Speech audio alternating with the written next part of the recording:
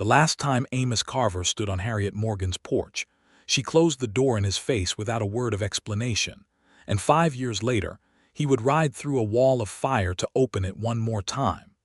It was the summer of 1874 when Amos first came to work the Morgan Ranch, a spread of good grass and cedar breaks along Cypress Creek in Blanco County, Texas. He was 24 then, lean and quiet, with a way of talking to spooked horses that made the older hands take notice.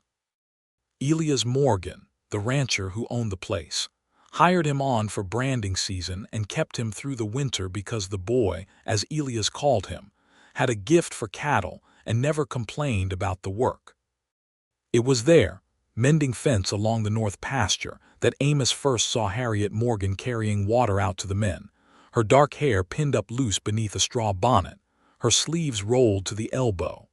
She was 20 years old that summer, sharp-tongued and quick to laugh, and she did not treat him the way some ranch daughters treated hired men, as though he were part of the fence posts himself. She asked him questions about where he came from and listened to the answers. He told her about growing up in a dugout in Coryell County, about losing his mother to fever when he was 12, about riding for other men's brands since he was 16 because his father had none of his own. She told him about her mother, gone before she could remember her face, and about the ranch her father built out of nothing but stubbornness and a string of good luck with cattle prices. By the time the bluebonnets came up again in the spring of 1875, Amos Carver had fallen in love with Harriet Morgan, and though neither of them had spoken the word aloud, he believed she had fallen in love with him too. There were evenings on the porch when Elias was occupied with his ledgers, evenings when Amos would sit on the step below her, and she would lean forward with her elbows on her knees, and the whole world seemed to be made of nothing but her voice and the sound of the creek running low behind the house. He worked up the courage in the month of May, when the wildflowers had gone from blue to a fading purple, and the first heat of summer was pressing down on the hill country. He had saved almost nothing, a hired hand's wages being what they were, but he had a good horse of his own and 2 hands that knew cattle better than any man in 3 counties, and he believed that was enough to offer a woman if she loved him back. He walked up to the front door of the Morgan house on a Sunday afternoon, his hat in his hands, his boots freshly polished with tallow, and he knocked before he could lose his nerve. When Harriet opened the door, her face lit for just a moment, the way it always did when she saw him, and then it changed, because behind her, coming down the hall with his boots loud on the wood floor, was her father. Amos asked her to marry him right there on the porch, in front of Amos Morgan, because he did not know how else to do it, and because he was afraid that if he waited even one more day, he would lose his courage altogether. He said he did not have much, but that he had a strong back and an honest name and a love for her that would not go dry even in the worst drought Texas could throw at a man. Amos Morgan did not shout. He simply set his hand on his daughter's shoulder and told Amos, in a voice that was almost gentle, that his daughter deserved a man who could give her more than a bedroll and a borrowed horse, and that a Morgan did not marry a drifter with nothing to his name but hope. Amos looked past her father to Harriet, waiting for her to speak, waiting for her to tell her father that the choice was hers to make. She did not. She stood in the doorway with her eyes bright and her jaw tight, and after a long moment that felt to Amos like the turning of a season, she said only, "I think you had better go, Amos," and stepped back inside and closed the door. He stood on that porch a long while, listening to the bolt slide home, before he turned and walked back to the bunkhouse and packed the little he owned into his saddlebags. He rode out of Blanco County before sunrise the next morning, and he did not look back at the house, because he was afraid of what he might do if he saw her standing at the window.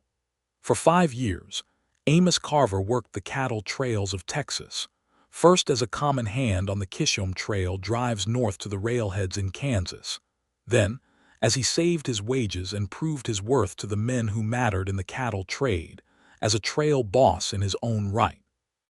He learned to read weather in the color of the sky and the smell of the wind, learned which rivers ran treacherous in the spring melt, learned how to hold a herd steady through a night of thunder without losing a single head to a stampede. By 1879, Amos owned 300 head of his own cattle, carrying his own brand, a simple circle with a bar through it that the men on the trail had started calling the Carver Ring. He had a small cabin and a stretch of leased grazing land near San Saba, and men who had once looked past him now touched their hats when he rode into town. He had done everything Amos Morgan said he could not do, and he had done it without her. And some nights, lying under a sky full of more stars than a man could ever count, he wondered if any of it meant anything at all if she was not there to see it. He told himself he had put Harriet Morgan behind him. He told himself that a woman who could close a door on a man's heart without a single word of her own defense was not a woman worth pining over for 5 long years.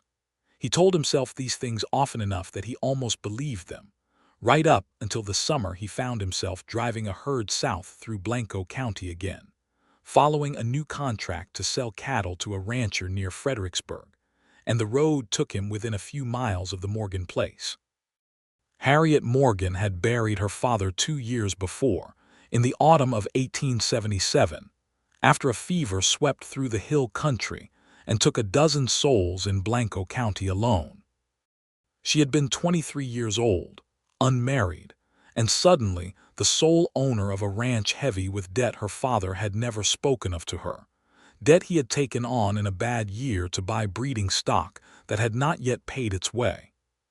She kept the ranch running with the help of Tobias Reed, a black cowhand who had worked for her father since before the war and who had more knowledge of cattle and horses than any 3 younger men combined, and with a boy named Daniel Ruiz, orphaned in the same fever that took her father, whom she had taken in rather than see him sent to an orphanage in San Antonio. Daniel was 14 now, quick with a rope and quicker with a joke, and Harriet had come to love him as fiercely as if he had been born to her. The debt her father left behind had grown instead of shrinking, because 2 dry years in a row had thinned her herds and thinned the grass along with them. The bank in the town of Cedar Springs, 6 miles from the ranch, held the note, and the banker, a careful man named Horace Dobbins, had made it clear to Harriet that he could not extend her credit again past the coming autumn without some assurance of payment. Into this trouble had stepped Wendell Pratt, who owned the largest spread in the county, a man with more cattle and more land than sense, who had decided sometime in the spring of 1879 that the surest way to add the Morgan range to his own was to marry the woman who owned it. He called on Harriet with gifts of cloth and coffee, and spoke to her of merging their herds and their fortunes, and he did not trouble himself to hide from her, or from the county, that what he wanted was her land as much as her hand. Harriet had refused him twice already by the time the summer heat set in, and each time Wendell Pratt had smiled the same easy smile and told her that a woman alone could not hold a ranch forever, and that pride, unlike a banknote, did not put grass in a pasture. It was into this dry, tense summer, with the grass gone the color of old rope and the sky white with heat by mid-morning, that Amos Carver rode his herd south along the road that passed within sight of the Morgan house, and found himself, against every resolution he had made over 5 years of hard riding, turning his horse toward the gate. He told himself he was only stopping to water his herd at the creek that still ran, thin but steady, along the eastern edge of the Morgan land, a rite of passage that had existed between neighboring ranches since, before Amos Morgan built his house. He told himself he had no business calling at the door of a woman who had once sent him away without so much as an explanation. But when Tobias Reed rode out to meet him at the fence line, recognizing him at once despite the 5 years and the added breadth of his shoulders, and said, "Well, I never thought I would see Amos Carver riding cattle back through this county," Amos found himself asking before he could stop his own tongue whether Miss Harriet still lived at the house. Tobias studied him a long moment, an old man's careful study, and then said, "She does. buried her father 2 years back.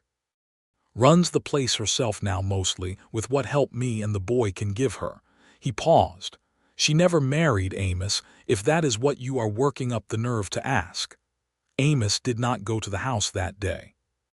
He watered his herd and moved on toward Fredericksburg with the strange, unsettled feeling of a man who has been given news he did not know he was waiting for.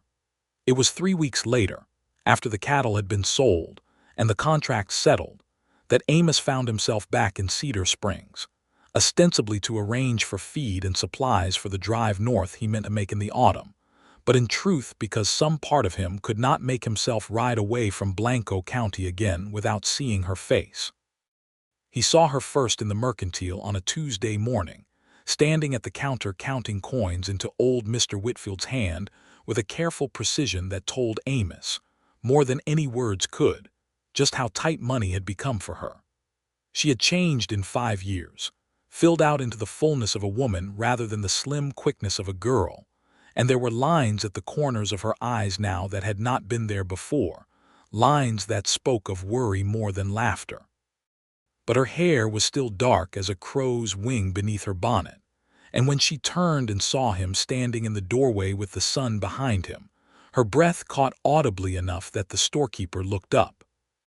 "Amos," she said, and it was not a question, though 5 years had passed and he had changed too, broader now, his face weathered by trail sun, a small white scar over one eyebrow from a fall he had taken breaking a green horse 2 winters back. "Miss Morgan," he said, because he did not know what else to call her, and because the formality was easier to hide behind than anything true. They stood like that for a long moment, the whole store gone quiet around them, old Whitfield pretending very hard to be occupied with his ledger, until Harriet gathered her parcel and said, "I heard you had done well for yourself. Tobias told me you passed through with your own herd." "I have done all right," Amos said.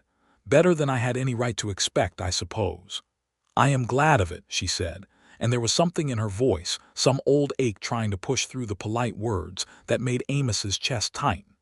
"You deserved better than what my father gave you."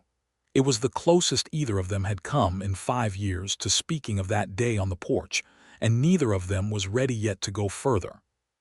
Harriet excused herself, saying she had to get back to the ranch before the heat of the day set in fully, and Amos let her go, though every part of him wanted to follow her out the door and ask her, right there in the dusty street, why she had shut it on him all those years before. He did not leave Cedar Springs the next day, nor the day after that. He told himself it was because the feed he needed had not yet come in on the freight wagon from Austin, and there was truth enough in that to satisfy his own conscience, but the deeper truth was that he could not make himself ride away while Harriet Morgan was within riding distance and unmarried. He went to the Morgan ranch 3 days later, this time with a purpose he allowed himself to name honestly, at least to himself. He wanted to see her again, and he wanted, if he was honest, to understand what had happened on that porch 5 years before well enough to finally let it go, one way or the other. He found her in the barn, working alongside Tobias to shoe a horse that had thrown a shoe in the rocky ground near the creek, her sleeves rolled up and her hands sure on the animal's leg, despite the heat pressing down through the barn's tin roof. Daniel Ruiz sat on an overturned bucket nearby, sharpening a knife with the easy concentration of a boy who has learned to make himself useful without being asked. "I did not expect to see you again so soon," Harriet said, straightening and pressing a hand to the small of her back. "I have business in town a few more days yet," Amos said, which was not entirely a lie. "Thought I might make myself useful while I am here, if you have need of an extra pair of hands." Tobias, without looking up from the horse's hoof, said, "We could use the help if the offer is honest. Grass is thin, and the well is lower than I like this time of year. There is fence needs mending on the west side before we lose any more stock to the Pratt Range."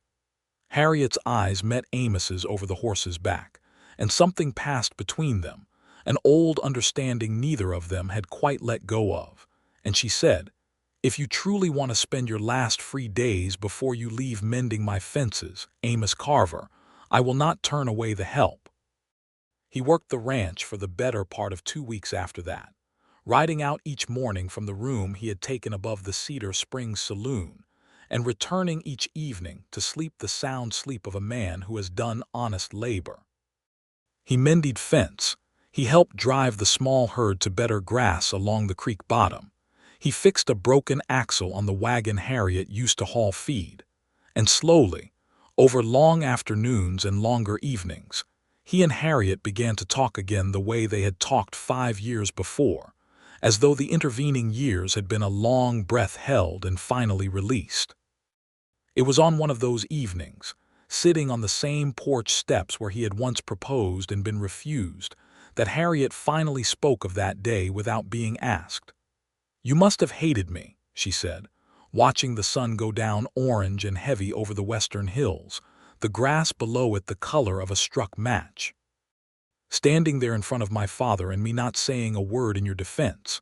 "I did not hate you," Amos said, though it was not entirely true, not for those first bitter months. "I did not understand you, though. I thought you loved me." "I did love you," she said, so quietly he almost lost the words to the evening wind. "I have never stopped, if I am honest, though I told myself for years that I had. My father was all I had left of family, Amos. My mother gone since I was a baby, no brothers or sisters to share the weight of him. When he said you were not enough, some frightened part of me believed that if I defied him, I would lose him too and be left with nothing at all. I chose to keep what I had instead of reaching for what I wanted. I have regretted it every day since he died, because I kept him only 2 years longer and I lost you for 5, and I do not know that the trade was worth what it cost either of us." Amos sat very still, turning her words over the way he might turn over a coin to check both faces of it. "Your father is 2 years gone now," he said finally. "There is no one left to close the door on my account, unless you mean to do it yourself." Harriet turned to look at him then, her eyes bright with unshed tears in the last of the light. "I do not mean to do it myself," she said. "Not this time. But I have a banknote bearing down on me like a train I cannot outrun, and a man in this county who wants my land more than he ever wanted me, and I do not know that I am fit to be loved by anyone right now, Amos, not with all of that hanging over my head." "Let me worry about being fit to love you," Amos said. "You let yourself worry about the rest." It was not a proposal, not yet, but it was a promise of sorts, and Harriet let her hand rest against his on the porch step, and neither of them pulled away. Word of Amos Carver's return to the Morgan Ranch traveled through Cedar Springs the way news always travels through a small county, faster than any rider could carry it, and it was not long before Wendell Pratt heard of it and rode over to see for himself. He found Amos and Harriet together at the corral, breaking a young horse that Harriet meant to sell come autumn, and he sat his own fine gelding at the fence line with the easy arrogance of a man who has never had to work for what he owns. "Carver," he said, touching the brim of his hat with 2 fingers, the gesture more insult than courtesy. "I heard you had come up in the world. Trail boss now, they tell me, with your own brand and all." "That is right," Amos said, not slowing his work with the horse. "Funny thing for a man to come back to a place that turned him out 5 years ago," Wendell said, his eyes sliding to Harriet, "unless he thinks the circumstances have changed enough to make it worth his while." Harriet's chin came up. "Whatever business you have with me, Wendell Pratt, you can state it plain instead of talking sideways at a man doing honest work on my land." "My business is the same as it has always been," Wendell said. "I have made you a fair offer, Harriet. Marry me, and I will see your father's note paid off before the bank so much as blinks, and your land will never want for water or grass again so long as it runs with mine. I do not see what a drifting cattleman can offer you that compares to that." "He can offer me the truth," Harriet said, "which is more than I have ever gotten from you, and he can offer me a choice made because I want it, not because I am cornered into it. Now get off my land, Wendell, before I have Tobias walk you off it." Wendell's face darkened, but he only laughed, a short, ugly sound. "You will come around, Harriet."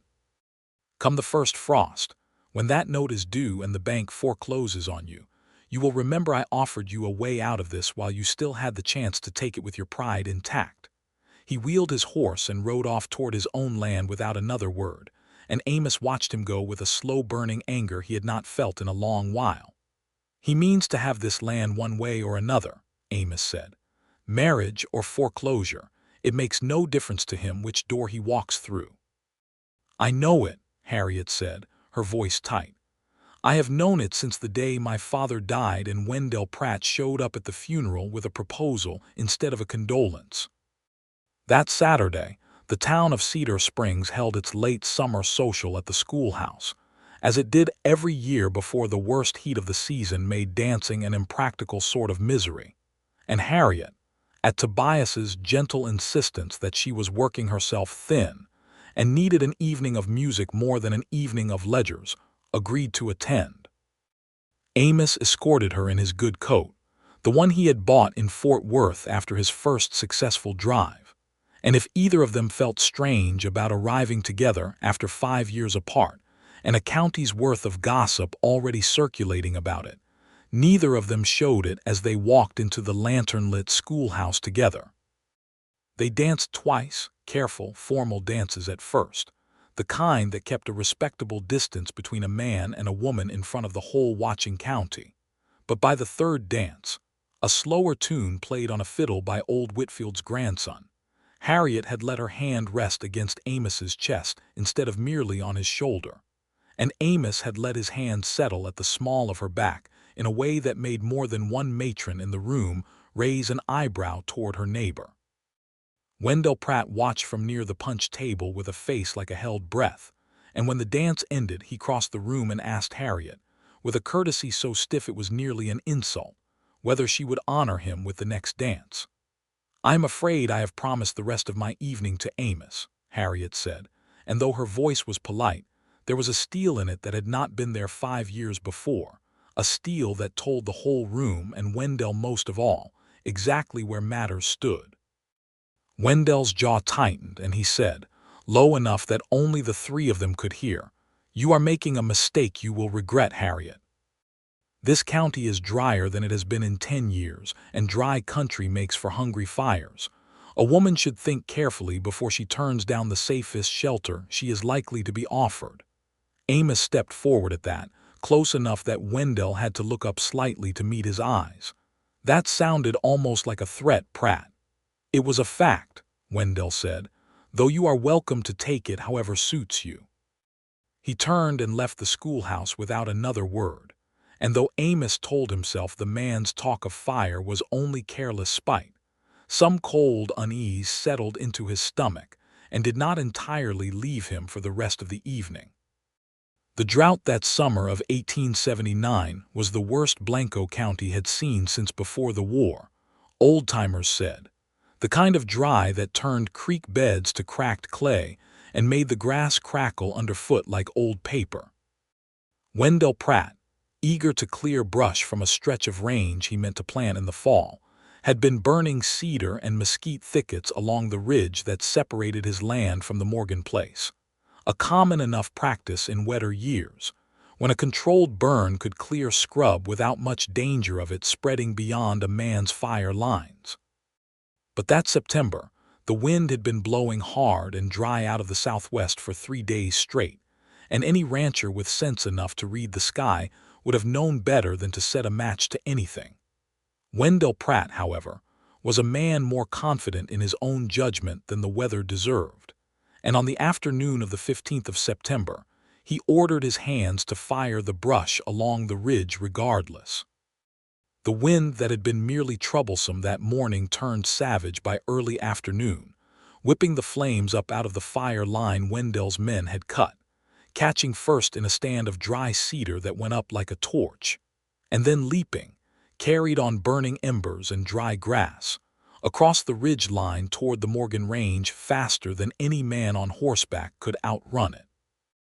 Amos was in Cedar Springs that day, seeing to the last of the supplies for a drive he meant to make north within the week, when the first riders came pounding into town, shouting that the whole western sky had turned black with smoke, and that the Pratt fire had jumped the ridge onto Morgan land.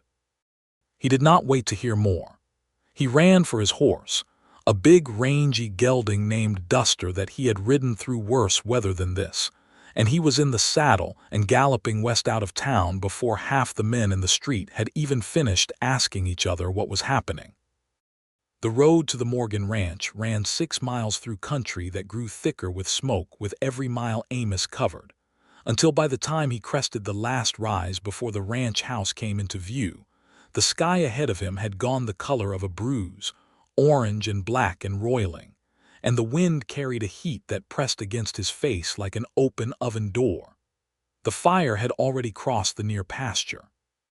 He could see the flames themselves now, a wall of them, taller than a man on horseback, moving with a speed that seemed almost unnatural, feeding on grass gone dry as kindling and throwing embers ahead of itself onto ground that had not yet burned, so that new fires sprang up seemingly out of nowhere, boxing in anything caught between them. The Morgan house sat directly in the fire's path, and though Amos could see figures moving near the barn, driving horses and cattle out through the near gate, he could not tell from this distance whether Harriet was among them, or whether she was still inside, and the not knowing drove a fear into him sharper than anything he had felt in his life, sharper even than the day she had closed the door on him 5 years before.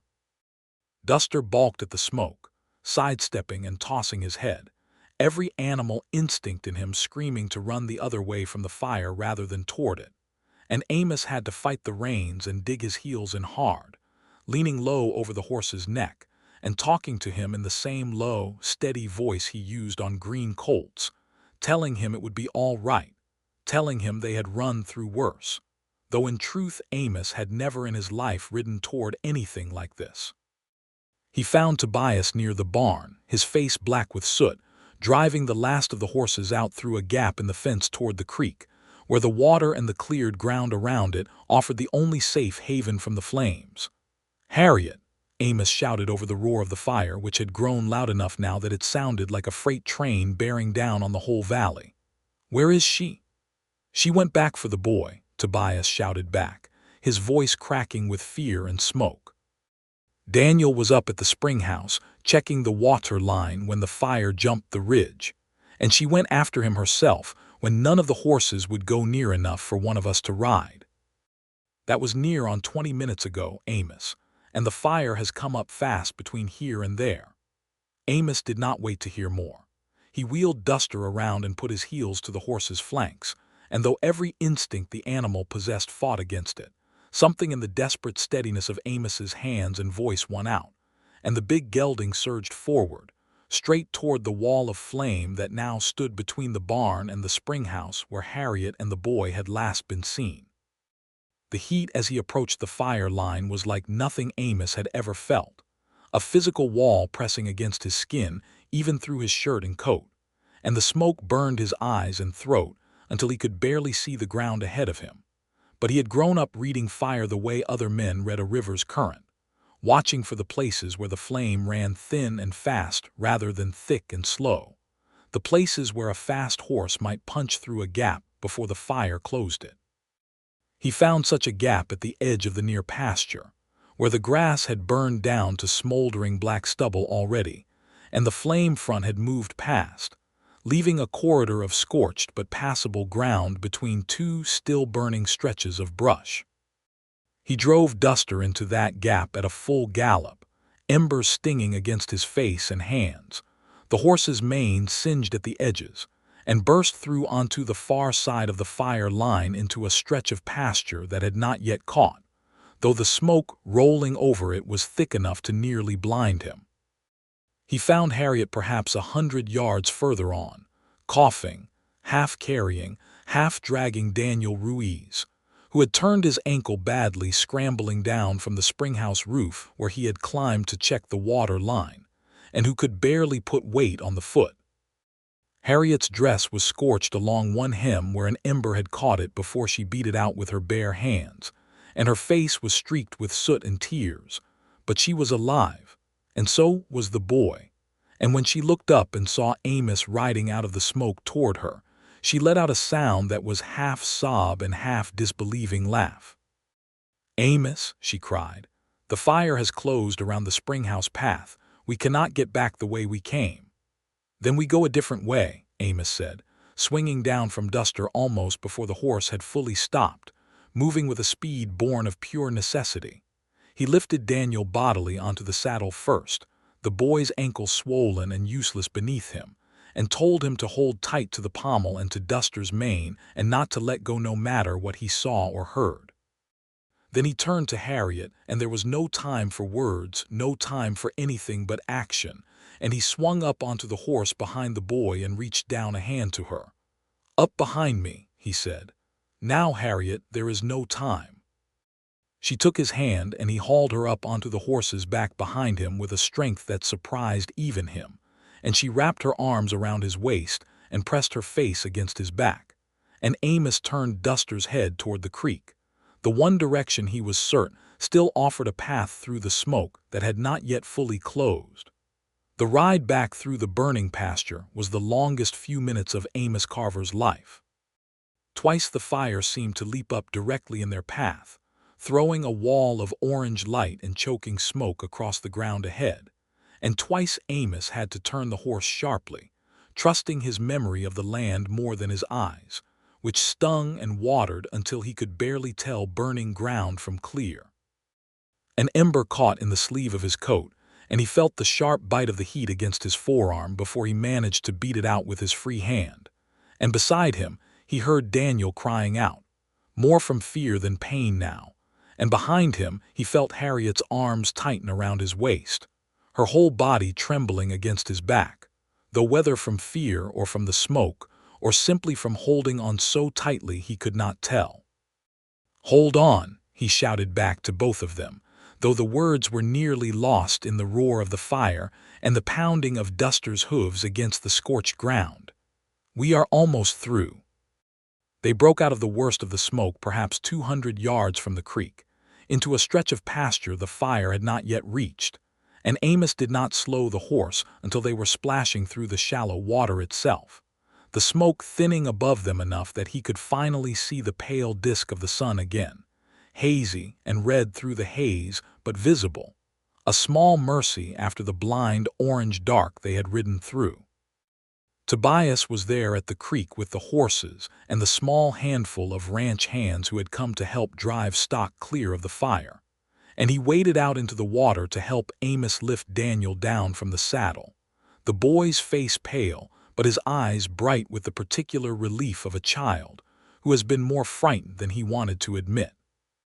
Amos slid down from the horse himself and turned to help Harriet, and she came down into his arms rather than simply dismounting, her whole body shaking now that the danger had passed, and there was room for the fear to catch up with her. And he held her there in the shallow water of Cypress Creek, with the fire still roaring somewhere behind them, and the smoke rolling black and orange against a sky gone strange and dim in the middle of the afternoon, and neither of them said anything for a long while. Because there was nothing that needed saying beyond the simple fact that they were both alive, and together, and that was enough. The fire burned through most of the Morgan Range before a shift in the wind, and the efforts of nearly every able-bodied man and woman in Cedar Springs, who came out with wet sacks and shovels and backfires of their own to finally bring the blaze under control by the following morning, left it stopped short of the house itself, though the barn was a total loss, and the near pastures were burned black from the creek to the ridge. Amos suffered a burn along his left forearm where the ember had caught his sleeve, painful but not deep, and a scrape along his jaw where a branch had caught him during the ride. But he counted himself fortunate compared to what might have happened, and the doctor in Cedar Springs, an older man named Dr. Reyes who had tended gunshot wounds and fever alike for 30 years in that county, told him the burn would heal clean if he kept it wrapped and did not let it fester. Harriet had breathed in enough smoke that she coughed for 2 days afterward and could barely speak above a whisper, but she had suffered no burns beyond the small scorch along her dress hem, and Daniel's ankle, though badly sprained, was not broken, and would heal with rest and the crutch Tobias fashioned for him out of a forked cedar branch.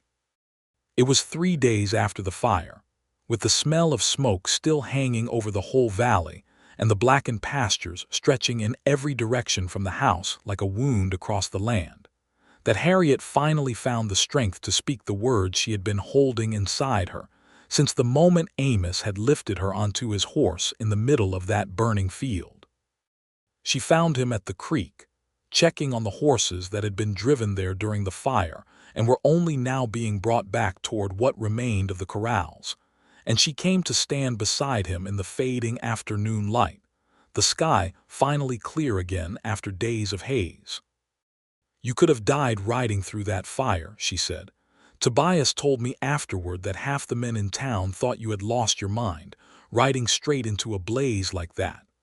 "I expect I had lost my mind a little," Amos admitted. "I only knew you were in there, and I could not make myself stand at the creek and wait to find out whether you came out on your own." "Why?"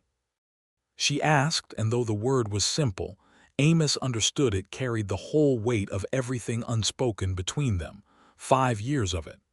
"After everything, after the way I sent you off that porch without so much as an explanation, why would you risk your life to come back for me?" Amos turned to face her fully then, his burned arm wrapped in clean linen, his jaw still scraped and healing, and he said, "Because I never stopped loving you, Harriet, not for one single day of those 5 years, no matter how hard I tried to convince myself otherwise. I told myself I hated you for a while, and then I told myself I had forgotten you, and neither of those things was ever true. When I heard you were in that fire, there was no decision to make. There was only getting to you, whatever it cost." Harriet's eyes filled with tears, and this time she did not try to hide them or blink them away. "I have spent 5 years regretting that door, Amos. I have imagined 100 times what I should have said to my father instead of letting him speak for both of us. I should have told him that I was a grown woman capable of choosing my own husband, and that the man I chose was worth more than any amount of land or cattle he thought he was protecting me by keeping. I was afraid, and I let my fear cost us both years we cannot get back." "We do not have to get those years back," Amos said, reaching out to brush a strand of dark hair away from her face, his hand gentle despite the roughness of a life spent on horseback. "We only have to decide what we do with the years still ahead of us. And what do you want to do with them?" Harriet asked, her voice barely above a whisper. "I want to spend them with you," Amos said. "If you will have me, not because your father is gone and there is no one left to close the door this time, but because I am asking you plain, the way I should have asked before, and because I believe you love me enough now to answer for yourself instead of letting anyone else answer for you." Harriet did not hesitate this time. "I love you, Amos Carver. I have loved you since I was 20 years old carrying water out to a fence line, and I do not intend to spend one more day pretending otherwise. Yes, I will marry you, if you will still have a woman who once sent you away with nothing but a closed door for your trouble." Amos laughed then, a sound rough with smoke-cured lungs but full of genuine joy, and he pulled her into his arms and kissed her there beside the creek, with the burned pastures stretching black around them and the horses stamping softly nearby, and it felt to both of them like the beginning of something that had been delayed far too long but had finally, truly arrived. The matter of the bank note and of Wendell Pratt's role in the fire settled itself in the weeks that followed, though not without some difficulty. Word had spread quickly through Cedar Springs that it was Wendell's careless burning, undertaken against the clear warning of the dry southwest wind, that had started the blaze that destroyed the Morgan barn and blackened half the county's best grazing land. And the county sheriff, a steady man named Sheriff Coburn who had little patience for reckless wealthy ranchers, came out personally to investigate the burn lines and the testimony of Wendell's own hands. Faced with the sheriff's question and the cold anger of nearly every rancher in the county whose land had been touched by smoke or ash, Wendell Pratt found his standing in Cedar Springs collapsing rapidly. Several of his own hired men, unwilling to lie further to protect a man who had ordered them to fire brush in weather any fool could see was too dangerous for it, told Sheriff Coburn plainly that Wendell had been warned and had burned anyway. Rather than face a formal charge of reckless endangerment, Wendell agreed, under pressure from the sheriff and from the county's leading ranchers, to pay restitution to every neighbor whose land or property had suffered from the fire, Harriet Morgan foremost among them, in an amount that more than covered the cost of rebuilding her barn, and with careful management, left enough besides to satisfy the note Horace Dobbins held at the bank. Wendell Pratt sold his ranch within the year to a cattle company out of Fort Worth and left Blanco County altogether, and though Amos never spoke of it as anything like triumph, he could not help but notice that the door Wendell had once hoped to walk through, into Harriet's life and onto her land both, had closed on him just as firmly as Harriet's own door had once closed on Amos, though this time the closing was rightly earned. Amos and Harriet were married on a clear afternoon in November of 1879, in the small church at Cedar Springs, with the last of the autumn wildflowers gathered by Daniel Ruiz's own hands decorating the altar, since he had declared, still hobbling slightly on his healing ankle, that he meant to contribute something to the wedding of the two people who had pulled him out of a wildfire together. Tobias Reed stood as witness for Harriet, since she had no living family left to give her away, and he told Amos privately, before the ceremony began, that Elias Morgan, whatever his faults, would have been glad in the end to see his daughter marry a man who had proven his worth not in the words he spoke on a porch, but in the fire he had ridden through to reach her. The Morgan Ranch and Amos's own small holdings near San Saba were combined in the marriage, and with the restitution money from Wendell Pratt and the proceeds from Amos's growing herd, the rebuilt barn rose stronger than the one the fire had taken, and new grass came up green and thick across the burned pastures the following spring, as it always does in Texas hill country once the rains return. Harriet kept the Morgan name on the ranch's cattle brand out of respect for her father, though the herds themselves grew steadily under the combined management of two people who understood cattle and land as well as anyone in the county, and within 3 years the ranch had grown from a struggling, debt-heavy operation into one of the most respected spreads in Blanco County, known for the quality of its stock, and increasingly for the fairness with which its owners dealt with their neighbors and their hands alike. Daniel Ruiz grew to manhood on that ranch. His ankle healed fully within the year, though it ached faintly in cold weather for the rest of his life, and he stayed on as a hand and later as foreman, marrying a girl from Cedar Springs and raising his own family within sight of the creek where Amos had once carried him and Harriet both to safety through the smoke. Tobias Reed worked the ranch until age finally slowed him past the point of riding, and Amos and Harriet saw to it that he lived out his final years in comfort in a small house built for him near the main ranch house, a debt of gratitude neither of them ever considered fully repaid, no matter what they did for the old man who had guided their reunion, as surely as any matchmaker could have. Harriet gave birth to their first child in the autumn of 1880, a son they named Elias after her father, despite everything, because Harriet had come in the years since the fire to believe that her father's fear for her had come from love even if it had been badly expressed, and she wanted her son to carry forward the name of a man who had, in his own flawed way, tried to protect what he loved most. 2 years later came a daughter, whom they named Rose, for the wildflowers that had bloomed again across the burned pastures the spring after the fire, a reminder Harriet kept close to her heart of how even the most devastating destruction could give way in time to new and unexpected growth. A third child, another son they named Thomas after Amos's own long-dead father, followed some 3 years after that, and the ranch house that had once held only a grieving young woman and 2 loyal hands now rang with the noise of children's laughter through every season of the year. Amos never fully lost the small scar along his forearm where the ember had caught him during that ride through the fire. And on quiet evenings, sitting on the porch of the very house where Harriet had once closed the door on him, their children playing in the yard below, and the sound of cattle lowing softly from the pastures beyond, he would sometimes catch her looking at that scar with an expression that mixed old fear with present gratitude in equal measure.